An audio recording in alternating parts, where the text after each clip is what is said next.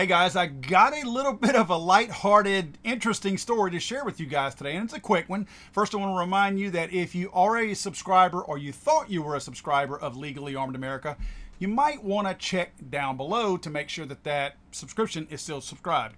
YouTube has a really nasty habit, especially with gun channels, of unsubscribing our followers, and you guys need to check to follow back up on that.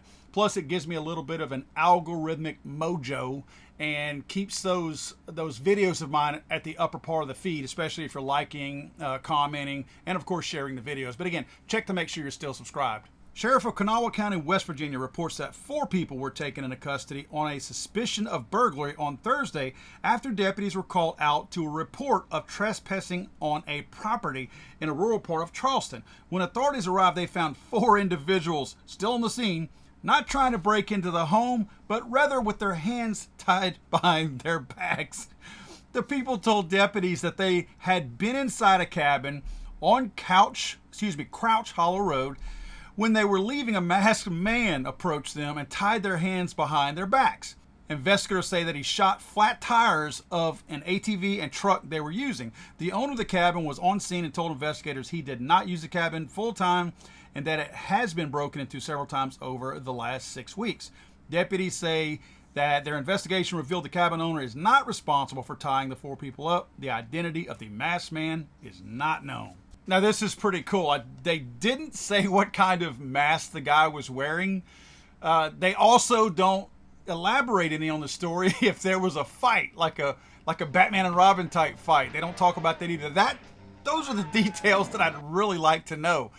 This was a masked man that apprehended 4 people and tied 4 people up. That means that 3 people were not tied up while he was tying the first person up. Now, granted, they do say that he shot out the tires of the ATV and the truck that the people were in, so clearly he was armed. Maybe that's why, but I still would love to know the backstory on this of how he managed to tie all 4 up and if there was some kind of a fight scene reminiscent of the old Batman movies. Interestingly, under West Virginia common law, a private citizen, though, has the authority to make an arrest when someone commits a misdemeanor offense that represents a breach of the peace in the presence of that citizen. This is a case that the left wants to dismiss all the time.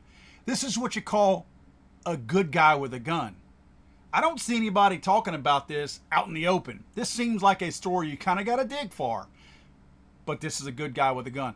The only thing I would like to add to this, that the 4 people who were apprehended, which, what an embarrassing story to have to tell your friends and family. I hope this guy had a Batman mask on or something like that.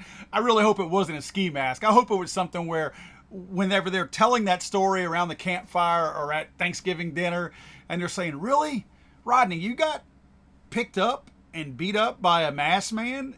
What kind of mask was he wearing?" I would love to hear that story. Well, I mean, it was a Batman mask, but it was a really scary Batman mask.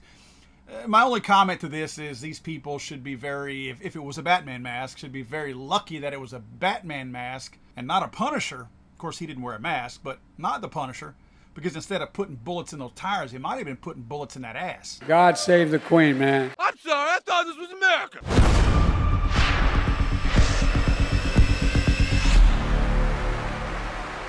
He's so horrible!